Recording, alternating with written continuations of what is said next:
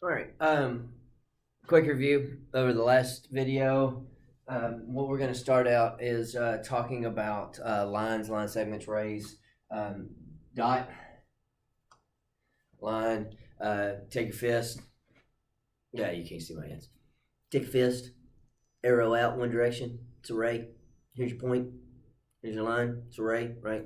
Doesn't matter which way it goes in, as long as you got a point and a ray. It's a ray. So yeah, ray, and then 2 points. Right, I'm trying to take my arms as low though. That's the line. So, but 2 points. Right, that's a line segment. So 2 points, line segment, and then arrows in both direction. Arrows in both direction means it keeps going in both directions. That is your line. All right. But we can't just have lines, line segments, rays without naming them. They're going to be our friends. We're going to name them, all right? But we're not going to give them full names. We're just going to give them initials, right? So we're going to put little points on them. That one already has a point in it. So we're going to name this point A, and this is point B. So what that says is that you've got a ray that starts at point A and goes through point B. And so to actually write their name is you have A, B, starts at A, goes through B. So to write that would be ray, A, B. Now you don't need to write ray above it or anything. That symbol lets people know that it is a ray that starts at A and goes through B. So if you had a ray that went this direction and it started at C and went through D, then its name would be ray CD, because you have to name a ray where it starts and what point it goes through. So it would be ray CD. Okay?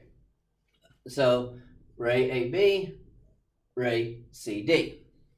All right. Line segment, same thing. We're going to give it a name, but we're just going to give them initials. Line segment E, F. Again, yes, very good. It's a pattern. Again, math has patterns. Patterns repeat, right? Right? You see it there. That's what's going to go on top. Line segment E, F. Typically, people don't write the letters out that far apart. Put them together. EF, right? And then line GH, that is a line that goes through G and H. Now, with these two down here, I wrote these two down here to show you that it doesn't matter on a line segment because it doesn't tell us which direction it goes through. It's not like a ray where it tells us which direction it goes through. So it could be line segment EF or line segment FE. Doesn't matter. It could be either one. This one right here, it's a line that never stops, never ends, right? So it could be a line that goes through points GH or lines that go through HG. It doesn't matter, okay? It doesn't matter. There's no right or wrong about it. You don't have to write it the same way every time.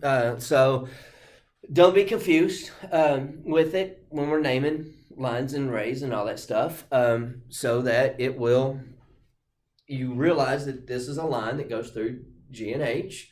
It's still a line that goes through G and H. And this is a line segment that stops and starts on E and F. Starts and stops on E and F, right? Okay. The only ones that have to go in particular order are your rays. This starts at C and it goes through D. So this is ray C, D.